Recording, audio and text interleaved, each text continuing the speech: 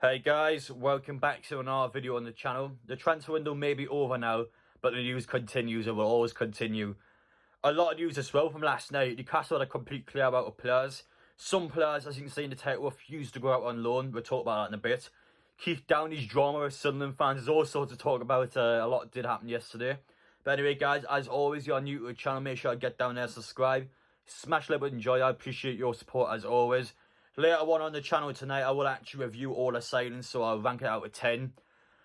Yeah, there's a lot to talk about the signings. Some people aren't happy with how things ended yesterday, but I'll talk about all later on. I'll save it for later. But yeah, a very exciting window, you could say. I'm looking forward to talking about it. But anyway, guys, without further ado, let's get into the news. The first player that went out on loan yesterday was Freddie Woodman to Bournemouth. That was a good one. I do feel like one of the goalkeepers should have went out on loan. It was either Dodd or Woodman that's going to go out, and in the end it was Woodman. I do agree with that. Again, he's a young up-and-coming goalkeeper, and he's one that we could generally keep a hold of in the future. We know this season it's been very tough for him. The defence in front of him, we had the worst defence in the league for the first 10 matches or so you can't blame him entirely, but I think you've seen some of the clips that he did drop some absolute howlers, especially at Ronaldo one. That's the one thing you don't want to do against Ronaldo, is give him a tapping like that. I do feel for him. In the end, again, he made his Premier League debut this season against West Ham. Saved the penalty and still conceded 4. That is what he was dealt with. It was very hard for him. So yeah, I hope the loan move's good for him. And I do feel like in the future, he is one that could get his way back into the team. Matty Longstaff went on loan to a League 2 side, Mansfield. Whew. Bit of a fall from grace, you could say. But let's be real, his loan move at Aberdeen was an absolute howler. He needs to redeem himself, and this loan move could be the one for him. Again, we've got nowhere to put him in the team. Might as well let him go out on loan. I still feel like, though, it's probably best to put him in the 23s squad to the end of the season, then put him out on loan. But yeah, listen, I'm not in charge. Elliot Anderson also went out on loan to Bristol Rovers. Again, he's one that I do feel like needs game time somewhere else.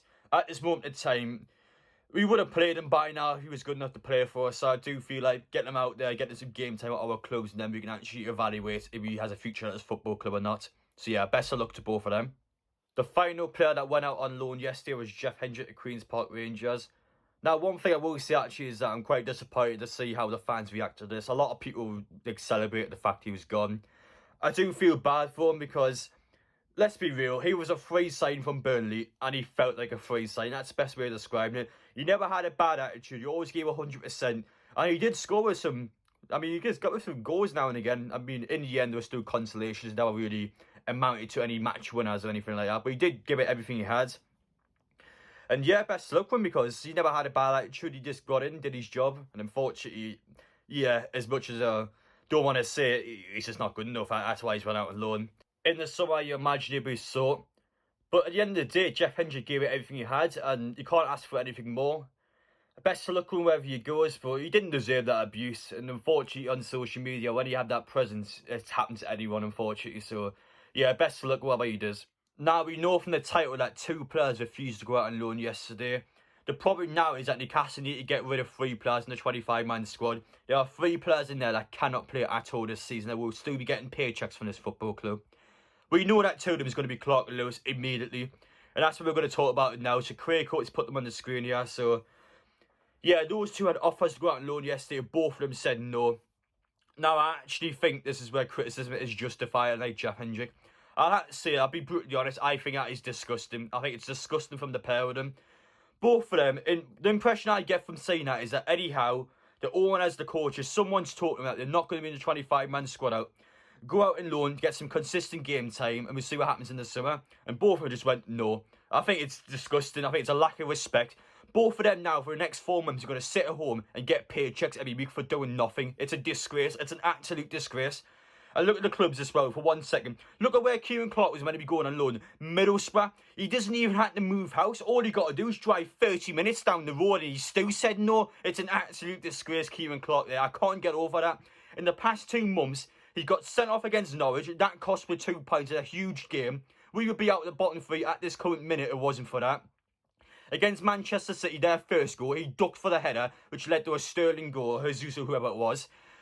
He gets sent off in Saudi Arabia for punching someone. He doesn't even have to move house. All he got to do is drive 30 minutes down the road. Oh, I can't get over him anymore. I've completely lost it with Ciaran. There's no defending him anymore.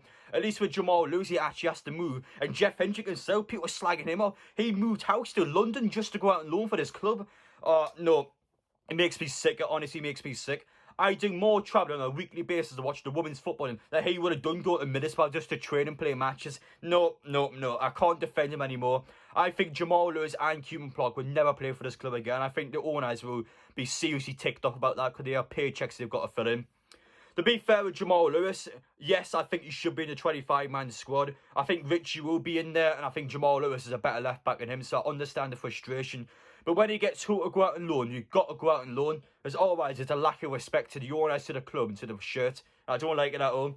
People want to think what I want, but I honestly think it's disgusting from the pair of them. I really don't think either of them will play for this club again. But yeah, one more player has to go to the 25-man squad. I have no idea who it's going to be.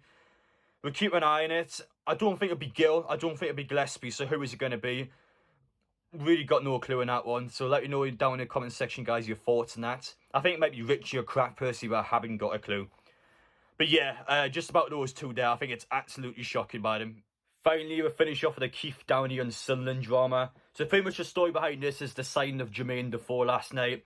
Sunderland Fans TV actually got the exclusive on them. I mean, fair play, that is mint. I might be more iconic than Eddie Howe come down the road, to be fair, so well done on that. Anyway, as a result, all the Sunderland fans have been spamming Keith Downey messages, which kind of frustrated him, and he literally just came out and said that your club's not good enough to draw numbers in, so that's why I was reporting Newcastle instead. I mean, whew. Yeah, it's definitely rustled some feathers there. To be fair, I mean, even as, obviously I'm a Newcastle fan, I'm going to be biased, but to be honest, Newcastle's signs are going to draw more figures than in Sunderland. It's just a fact. It's how football works, unfortunately. Well, not unfortunately, I'm quite glad about that. But anyway, in terms of the sign itself, quickly, I mean, Defoe doesn't fix the problems they have. You watch the Bolton game, it's defensively in the midfield with an absolute shambles. They're quite good scoring goals. It's just in the back line, they're just a complete mess. So, I mean, he doesn't fix the problems they have. I think, obviously, it's going to be an exciting sign for them. But he's 39 and he's not a defender. So, yeah, I don't know how that one's going to work out. Anyway, guys, we'll be back on later on tonight, as I said. Let me know your thoughts down below on all the news. Do you think it's disgraceful from Clark and Lewis? And yeah, without further ado, guys, I'll see you all later on.